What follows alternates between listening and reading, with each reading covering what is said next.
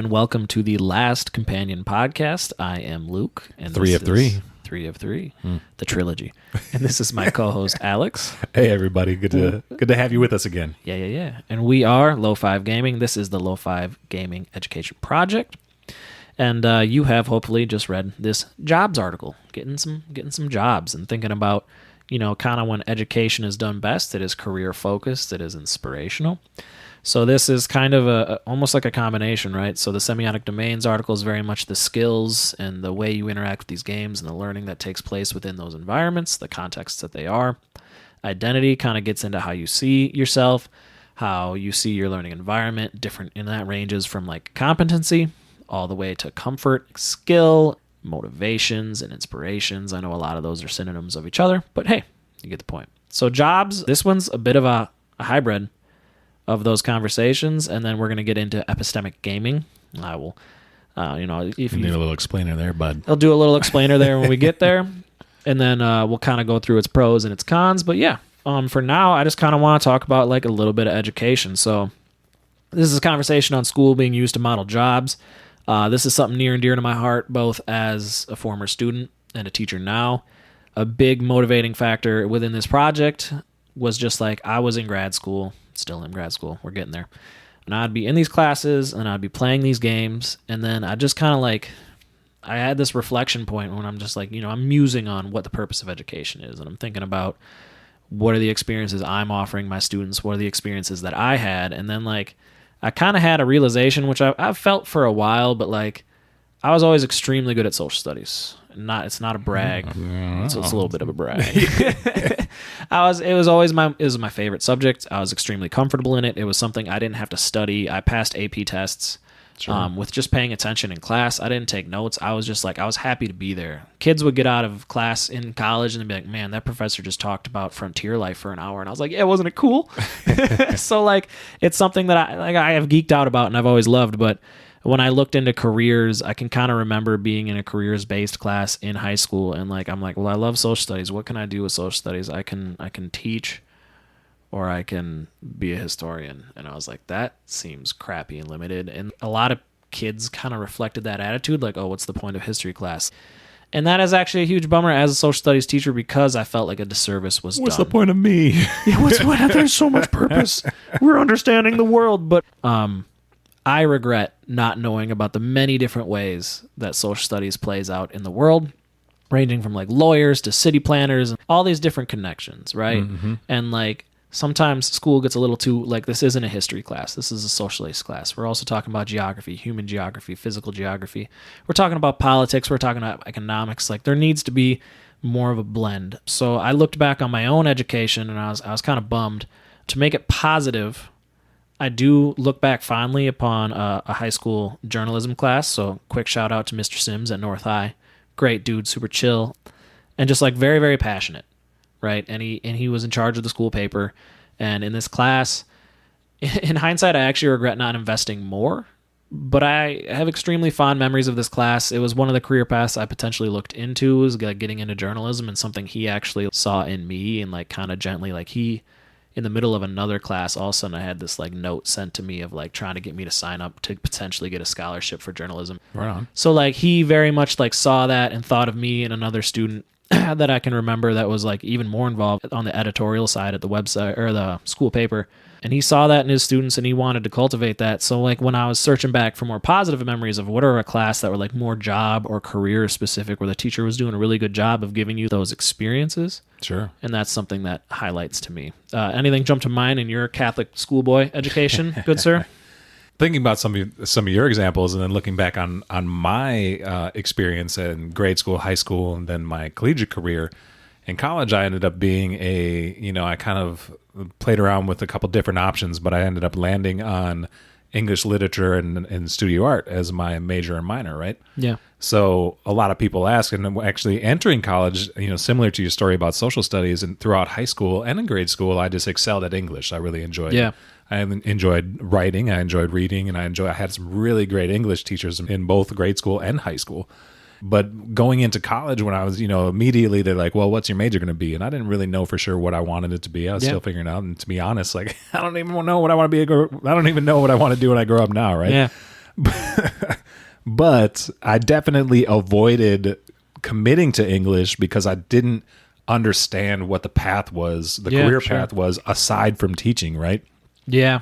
And you almost did that? I did almost do that. But here's, so I basically, and then when you're entering into college, you even have folks, current students reach out to you. It's a part of the recruiting process, but also the onboarding process into, starting a collegiate career. And so I think I talked to an English major or something. This is a while ago, mind you. Yeah. But she was talking to me about her experience, and she was asking me what I want to do, like with my major. And I was like, I don't know, what could I do? And she's like, well, you could teach. I was like, yeah, I don't want to teach though. Yeah. Tables. I did decide. My two main focuses were poli-sci and English in my freshman year. And over time, I kind of decided that I would pursue the English as my main focus of study, with the idea that I still didn't want to teach, right? But I did end up teaching for a while. Yeah. Because that is the most accessible path, perhaps. Yeah. At least that's like when you go looking for jobs with that background, with that set of tools, like that's immediately what comes to mind. Granted, I did some other things first, and I've done things since then. But looking back at that education now, I'm a marketer now, right? Yeah. But I didn't take communications courses per se. I didn't take business courses per se. Well, I shouldn't even per se. I didn't take those courses. Didn't. I didn't. But I just objectively did not. right. But a lot of I obviously learned how to write super well in my English courses, and a lot of that is applicable. A lot of what I've learned there is applicable to my life as a marketer now. Are you saying one domain transferred into another? I sure am. A unique perspective and skills. I sure am. That's a very long-winded way of me saying that, and I just think it's really interesting. And this idea of education and jobs, I just think it's a disservice in our current system of education. I just don't think we're doing a good enough job in America of allowing students to understand what they can do. The possibilities are endless, right? Sure. What I see as a teacher is there's so many restrictions and so many goals to hit and like so many communities to serve, essentially. I mean, you're getting directives from parents, the students themselves, administration. It's heavy, right? And the workload's intense, and everyone wants to see these different measurable, like, even though it's so funny, you'll have all these meetings about like kids are more than just data and like all this stuff, and then the district comes down or like your administration comes down. They're like, so here's like what the data says, and you're like, this is one of our only measuring sticks, right?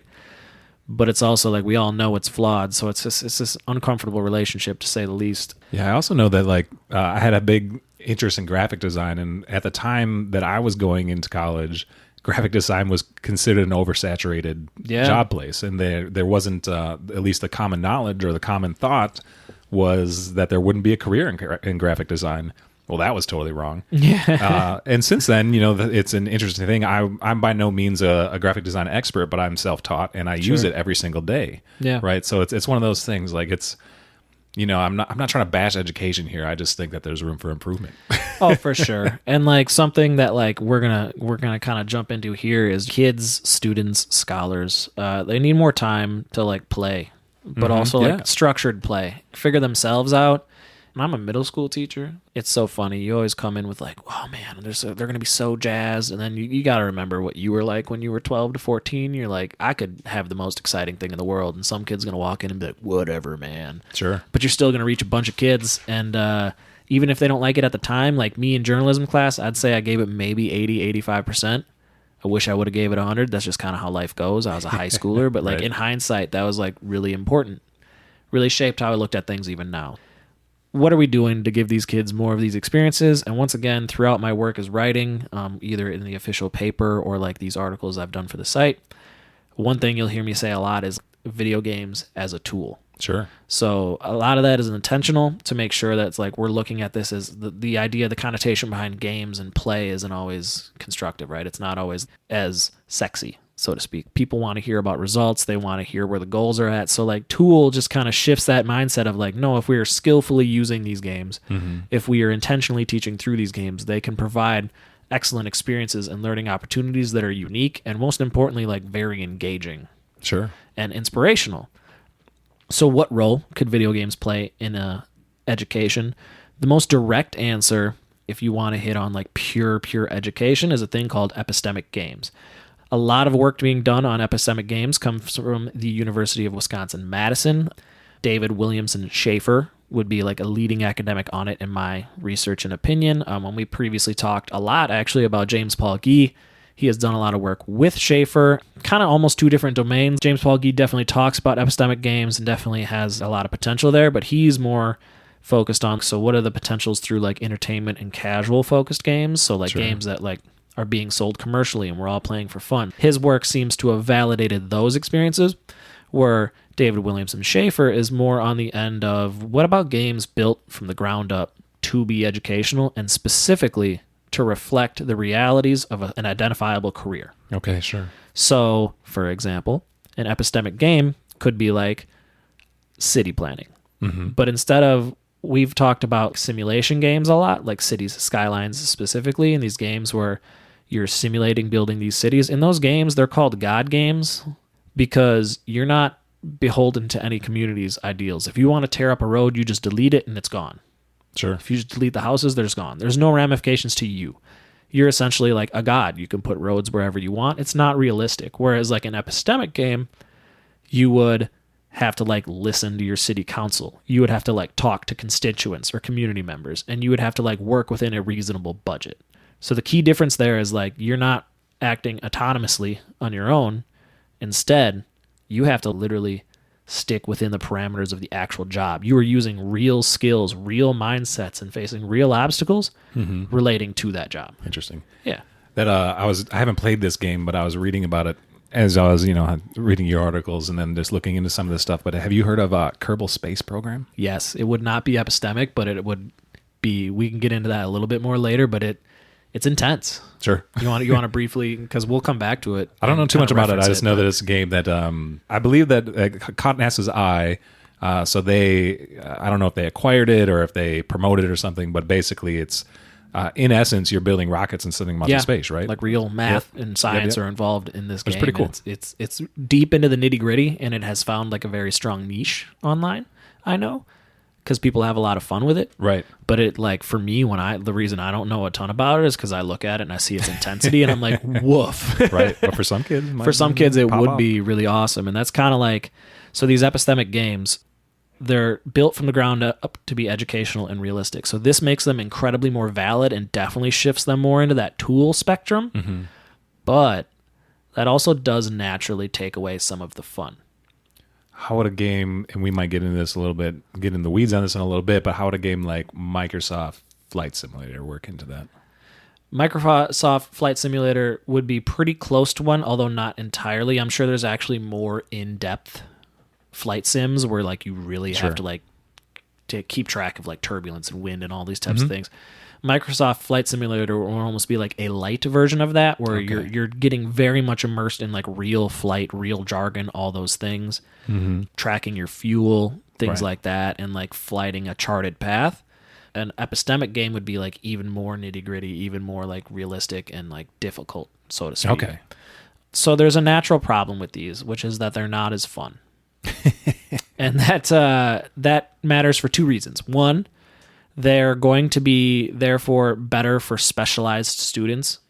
So, for example, this is an opportunity you could provide all students, and you might get awesome gains, and there's some specific game I'll point out for that.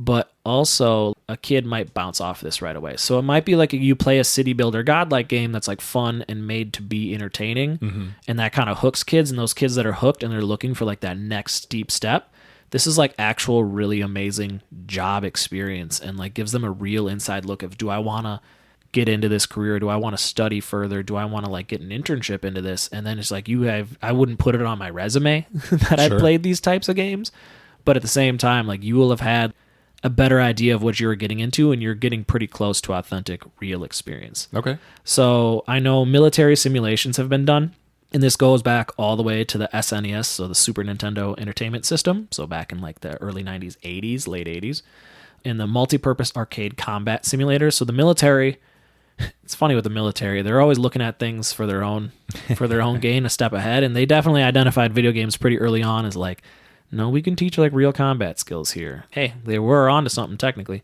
A little bit later in the early 2000s, there's Full Spectrum Warrior on the Xbox. I believe only about 30 or so % of the actual original base game made it in. But instead of like your classic first-person shooter where you're running around with combat, they like really emphasize the actual needs of like leading soldiers, communicating with your soldiers, being more realistic. So that's like on the military side. When I was saying like, so the one issue is that they need to be fun, so this might not be perfect for like all of your students, maybe like a more specialized group or like specifically for a higher end class or an elective. The other issue is capitalism. So we talked about how video games were made to challenge you, to make you keep coming back, and to teach you the skills so you're having fun, but also like not being too easy. The arcade, you would put in more coins. Today, games need to be fun so people will buy them so the development can make money. Sure. Naturally. So that's what drives the development of games, is success in selling well. They can often do so with good concepts behind them, but at the end of the day, they need to, and the games, if they're increasingly in capabilities and powers, also means that they're increasingly expensive to develop. So an epistemic game needs a natural selling base, a customer, so to speak. So they're so niche and they're so not as casually fun that not as many of them get made. Sure. So it's harder to get done. And it's something that you're going to see more through like universities, like University of Madison, Wisconsin, or, you know, the military, like I just mentioned, like they had a goal in mind. They're recruiting and training future soldiers with these. Right. So epistemic games, now to bring it back into a positive, like, so if we started to use these in school and saw real gains, that might actually create like an educational market. And then they could make really good ones made for schools, and then schools would want to buy them, and then you'd kind of have like a built-in buying base. So got a little capitalist there, but something that definitely needs to be pointed out. Once again, University of Wisconsin's Epistemic Analytics Lab through the Center of Education Research at the University of Wisconsin-Madison. Leading voice there, David Williamson Schaefer. A lot of my academic work for my paper, and like this article, so to speak, is through his work on epistemic games. I don't really see a ton of it elsewhere. This is really like the leading voice I could find. The book, if you are interested, How Computer Games Help Children Learn, published in 2006. Once again, that's that sweet spot where James Paul Gee and him were at the same university at the same time, working towards kind of similar goals. So a game I'd love to highlight here is a really good social studies example, and probably throughout my research, the best example of a solid epistemic game offered through the University of Wisconsin. There are a few others on the project website, but the best one for like this project is iPlan.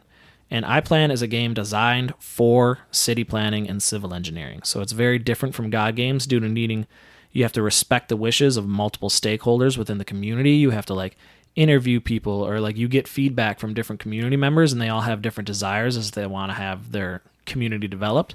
Here's the huge twist. It is your community. You can literally be doing this in Tampa, Florida. You could be doing this in Jackson, Mississippi. You could be doing this in St. Paul, Minnesota. It actually uses your community through like some geo, interesting, like Google Maps / Google Earth / information like that. So you pick literally any community in the U.S. and focus on different political issues that matter to you and your community. This game just has like a ton of potential of like teaching your students, one, the actual needs of your community, two, what people actually do to like solve them or go about them. In the last pod, you kind of talked about your friend, and he's like a civil engineer, and he was lobbying in Washington, D.C. City planner, yeah. Yeah, he was lobbying in Washington, D.C. to get an extra lane added to their highway because it was just this point. It was a sticking point to their community. Right. It was always jammed in this one place, and he has this specific need. This could be a range of social issues that you're getting into that's being solved through this city planning, civil engineering. It could be infrastructure issues. It could be pollution. It would be what matters to you as the player, but also what matters to your community. As a teacher, I see this, and I'm like, there is a lot of potential here. It's not necessarily like, let's go to the computer lab and play that super fun arcadey game that's got me hooked, but it's like, it's a tool, right? Mm-hmm. And it's a fun project to invest in. And it's like kind of this blend between like when this video game really becomes this strong educational tool that was designed to do so. So it's just an awesome example of a game that I think would be really, really powerful for specifically like a 9th grade human geography. Sure. Maybe a little bit into the government and politics ages higher up in high school, but also as low as like maybe 8th grade or 7th grade. Like I think it would take extra support from the teacher. You would need to master it yourself and get pretty good and familiar with it to help your students. But if we want to talk about like community empowerment, making your education matter and feel real, I think this game is like a perfect blend of a lot of those themes. Right on. Yeah.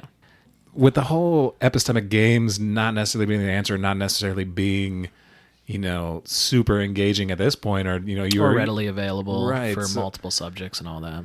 So if that's not the answer, what can we do now, and how can we build students up to epistemic games? Like, how can we break that seal? How can we get things moving? Yeah, as always, I think it's just like, so these casual games and entertainment focused games, they're flawed, but still hold a lot of potential inspiration. And then within that, we've been talking a lot about the skills and concepts and career modeling. So like we could just kind of have a conversation about like different game experiences we have, or things that we've noticed that like really inspire you to want to be anything. Because like I know as a kid, I'd play these games and I'd like, you feel a certain type of way and you get carried away in your imagination. And you're like, how could I be like that game? Or like, sure. Yeah. So do you anything jump to your mind right off the bat, or I got an example ready if you don't? I'll let you give some specific examples. I was more, when you first posed this question to me, I was kind of thinking about it more like encompassing all games, and I just think that there's so many assets that you can pull from video games that are applicable to the career real life work scenario. Yeah, like career and communication skills. Right. Yeah, exactly. I mean, but like, so you got, video games are going to teach you collaboration, problem solving, social skills, strategic planning, leadership, pattern recognition, conflict resolution. Like the list goes on, man. It's nuts. Let's hear what you said. You have one, Cam. What's your specific example? Sure. So we've talked a decent amount about Age of Empires, but also Assassin's Creed within this project. Specifically, my love of social studies really being fed through that, really leading into my imagination, getting me to think into different historical concepts. So I will bring that up. But one connection I kind of want to bring up, because it's near and dear to my heart and it kind of ties back to our conversations about journalism. I've loved sports forever. Sure. And we do a lot of hand-wringing about like the violence in sports, or like the different things like, oh, what will this make our kids, right? Or this is just melting their brains. So on the other side of that, when your kid's playing like a city building game, why aren't we having this attitude of like, ooh, maybe they'll grow up to be like a city planner, or like a mayor, or like a politician, or someone who wants to design and be like an architect. And then when they're playing sports games, yeah, you might not grow into like an athlete. Sure. But these games are so intense of simulations now. They have more of a narrative aspect to them as well. What about the potential of sports games? And I'll use the example of, I have friends that are literally working analytics for real sports teams, getting obsessed over like sports stats and sports writing. I still, so a newspaper, children, is this old form of media. But as a kid, I would open up and I'd go right to the sports section. Sure. And I loved journalism before I could like articulate, like I like sports journalism almost as much as I like to watch the sport. Like I love to read the sports stories. I like to follow the stats. And then I look back on all the times I've been playing all these sports games throughout my life, and I'm building teams, I'm managing rosters and like budgets. There's a salary cap. And like, even when I was a little kid, I was like, oh, do I have enough money to afford like this player? Like, his contract's coming up in a year. I'm going to have to get rid of this person to get, those are real skills. Sure. You might not be the club manager, but maybe you get more into coaching because you've took a more analytical eye to the sport, a more critical eye to the sport. Maybe you're doing like the career mode, and like MLB Road to the Show is a game where you start as a minor leaguer in AA baseball and you work your way up to be a pro, a game that we have a long history of nerdily playing together, but like... Let's hit some dingers. Y'all want to see me hit some dingers?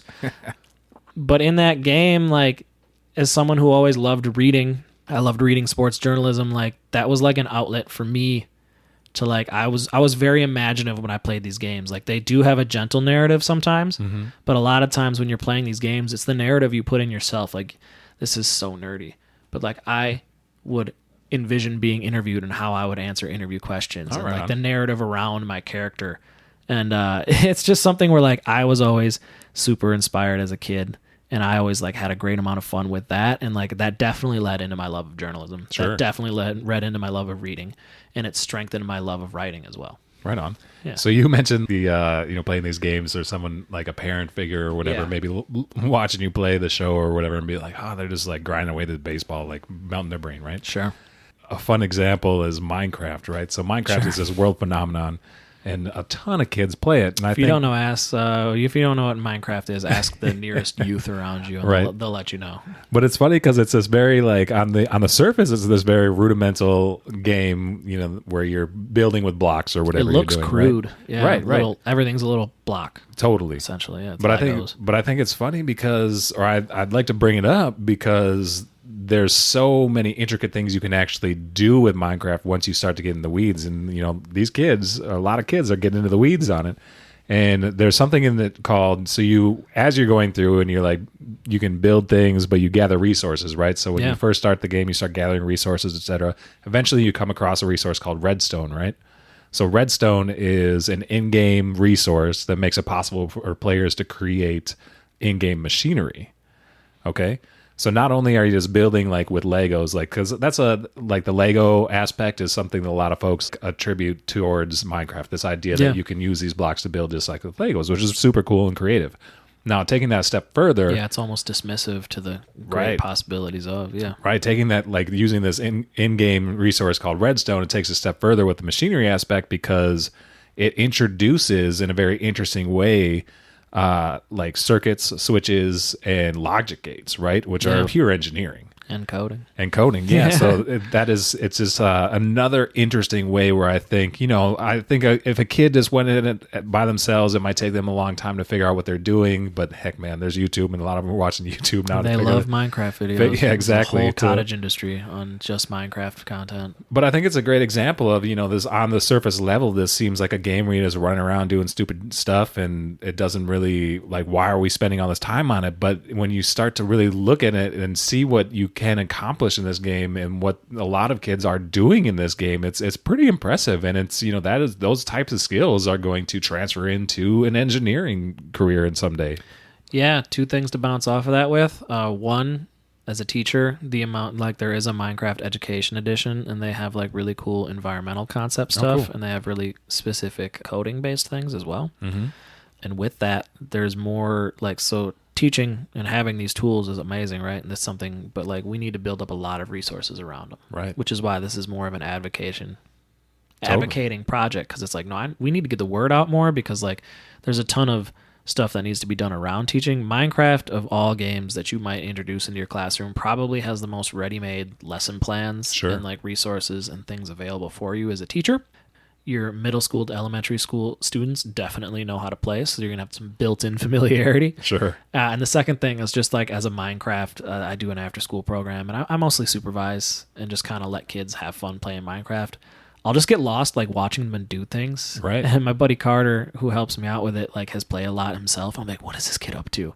And he'll kind of laugh, and like with the redstone, he'll like explain to me. Sure. They build intricate systems in there. Like sometimes they're like just like trying to see if they can like make a tower of dynamite, and then just watching a big explosion and being like, big explosion. But like sometimes they're building like super genius little communities together, and it's actually kind of fun to watch. So a different example that comes to mind, and I haven't played this game, mind you, but my nephew loves watching. He hasn't played it either, and when he comes to visit, I've agreed that I'll let him play. I have to get to downloading it. But Farm Simulator, right? Sure. Now, Farm Simulator, we mentioned sim games, simulation games in the last companion pod. Yep. But this is specifically a game where it's simulating the life of a farmer, right? It's pretty close to an epistemic game, in all honesty. From Interesting. like my own analysis on it. Sure. There's definitely some like, I'll get into my You continue. From what I can tell, the physics aren't perfect, and it's like whatever. But but nonetheless, it's a really interesting way to introduce students or children or even adults to the life of a farmer. You know? I have a buddy, shouts out Kyle. I have my friend Kyle, who is a real farmer. Mm-hmm. It's not like some humble operation. Like, it's a very large farm. Right. This family farm this man is operating. And farmers, if you don't know, they do not have a ton of free time. You are married to the farm. This is not a simple 9-to-5 job. You're working a lot. And he's talking about how he got sick, and then he was just kind of laid up for a little while. And you know what he did? He downloads Farm Simulator 2022. And like he usually gets the game, and he's had versions of the game, and I'll talk to him about it. And he's like, he can get the fanciest tractors, like even ones even more fancy than his. And like he's like, and sometimes you just do the money cheat so I can do like fancy crazy stuff I can't even do in real life. So Sure. like it is once a game a little bit more of like a simulation and casual game, but there's like some real intense, intricate things that actually very much mirror farming. Right on. So, and I bet you in a rural community, you'd have a lot of kids in your classroom that if you were skillfully teaching Farm Simulator would be all aboard. Sure. Yeah. I think we'd be remiss too, like obviously, you know, talking about this whole connection between video games and the career and crossover, that type of thing. Games like Game Builder Garage on the Switch, or even a game like Super Mario Maker. Yeah. So Game Builder, awesome entertainment focused games that like Right. do nudge you in a beautiful little way. and the reason I bring them up is because it's a little meta here, but they're video games teaching the player how to create video games, right? Yeah. So for Super Mario Maker, you're literally making the side to side Mario maps. Right. You have a builder tool and you're making what you've been playing forever, and you actually get an idea of. They give you the tools. It's a brilliant Right, you get business to create, model. You get to create your own Mario Yeah. game, which is pretty cool. And I have not played Game Builder Garage yet, but my understanding is you get to be even more creative because you can go beyond just like the Mario platform. You can. I'm not an expert on it because I haven't played it, but my understanding is that it's a little bit more of an open play box. Yeah. So Sandbox. those are all, those are all some like, it's pretty specific, and like we're building up those career ideas, those career skills, those concepts. Some other games we're going to highlight. Now they are a little goofy, but like stick with us here. Ace Attorney is very zany.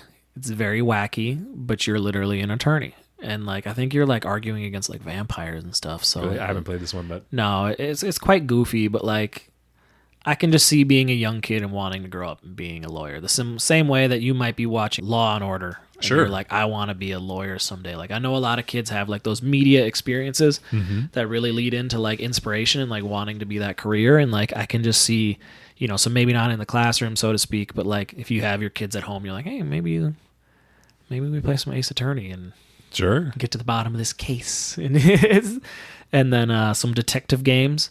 Play any of the Batman games. Batman's the ultimate detective. Right. I actually have not torn through any of the new Batman games yet, but I'm under the impression that they are very good. They're very good. And also, just this, like, if we're talking about social studies based careers, no one in my life was ever like, you know, detective skills, analyzing evidence, having a critical eye. Those are all like incredibly important social studies skills and concepts.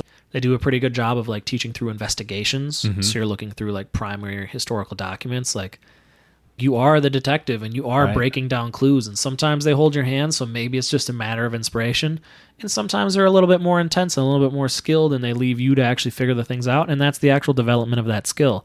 Another famous one is LA Noire. I know that's like a detective game. It is. I actually started the intro of it the other day. This is made by Rockstar, so it runs on if not this, I think it's the same engine as the Grand Theft Auto games, Sure. which is interesting because It's not a violent in the same type of way. right. I mean, you are a detective, and there is some combat in the game, so there's some violence. But the main focus of the game is being an actual detective in the, I want to say 20s or 30s, maybe a little bit later than that, but it's definitely not current, right? Yeah. Yeah, I'd say that's about the right time. The noir, that makes sense. Yeah. Yeah, right. But, you know, like, so the first mission that I went on, you're literally walking around the scene and you're looking at clues and you're trying to assess the situation and you're doing actual detective work. It was pretty interesting. To go back to Identity, it's a fun role play. Right. Totally. It's fun, you know. And then- it's got the, you know, you're working on those pattern recognitions, conflict resolution, that type of stuff, problem solving, obviously. Yeah. Previously, I said we'll come back to it. That Kerbal Space program, like you're building rocket ships, you're Sure. trying to get to space. It's a little goofy, but it's also like very nitty gritty, very intricate. A lot of space, a lot of engineering. I was talking to a professional who talked about playing the game Surviving Mars within schools and like trying to teach some concepts through it. And he's like, it didn't quite work the way we thought it would, but like at the very least, like kids were really into science class for a little bit and like That's more cool. interested in like NASA based things. So if you Sure. think of what's the Matty Damon movie based on the book, The Martian, Oh, yeah. I'm sure like that's the type of thing that you're probably going to like, you know, every teacher really relishes the day that like you can end a unit with like, we're all going to celebrate the hard work and we're going to watch a movie. Sure. Think of that, but like a game. Right on. So instead of we're watching The Martian or we're watching this to really drive home those concepts you've been learning about, we're going to play this game, and it's going to be fun, and it's going to be a goofy little lighthearted project that we're going to have a good time doing, and it's going to be like a really formative educational experience for you, and it's also going to feel like a treat.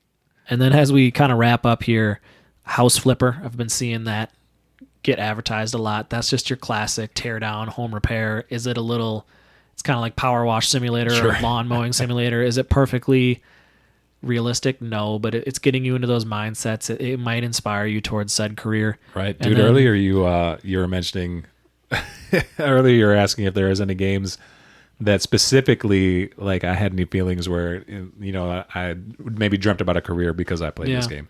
Dude, The Sims is totally a game that, oh man, I was, as you build houses and you do all the interior design, like, I had some pretty gnarly, awesome houses, dude. Like, super cool. And it definitely, like, when you, mind you, I was probably using the money cheats. Sure. But you build this and, you know, that's part of it, though, is like having the sandbox to play with and build this, like, awesome, cool house, cool structure, and then to decorate it the way that any way you see fit. But, like, the amount of pride that I got as a child doing that, and just thinking about how cool it would be to be able to work in a field where I'm building and designing houses would be, you know, really cool. And think of a high school or even middle school elective class on architecture. Sure, right? sure. So you start off, build a house. Right. You don't even do the narrative, like the sim-based part where you're living their lives and doing those things. You're just in the house creation mode. Mm-hmm. And maybe you give the kids goals. Maybe you just give them unlimited funds and watch them create some structures, right? Sure. But then maybe you have them study real architecture, and you're like, now build this style of house. Oh, interesting. And then you're giving them a playground of which to, like, actually test out those skills. In the same way where, like, if we're going to play like a city building game, like we talked about how it introduces a ton of those concepts and it gets you thinking about traffic. What about you, like, study actual cities? What's Madrid's layout? How is Madrid as a city? How can you implement Madrid's design in your city? It gives you a greater opportunity to talk about things outside of the game too. So, like, you might just be building a house and be making sure that you made the coolest library with nice fireplace and a sweet chair, and you might get into the weird role play aspects of making this house, but then you're like, maybe I want to use this type of architecture, or like you give them different restraints, like you have this big of a budget. A lot of ways that we can just take the game and then teach through it and make it what we want. Right. So in the idea of city, you know, your city structure, city planning, you know, recreate Minneapolis. All right, grid structure, let's go. Recreate St. Paul. All right, drink a bunch of whiskey and let's see what we can figure out. Just keep building out, and hopefully it comes to be. And why is there a one-way street here? I don't know, man. Let's just get out of the city. All right, well, that's a wrap here. Once again, it would be really cool to see more Epistemic games. If you want content, if you know of anything that you think is either close to or just a game that you think is centered around a career or inspired you maybe in your career, or something you wish you would have had, feel free to comment, contribute. Yeah, totally get at us. Again, the email is hello@low5gaming.com. Just shoot it our way, and we'd love to hear what you think. Keep this conversation going.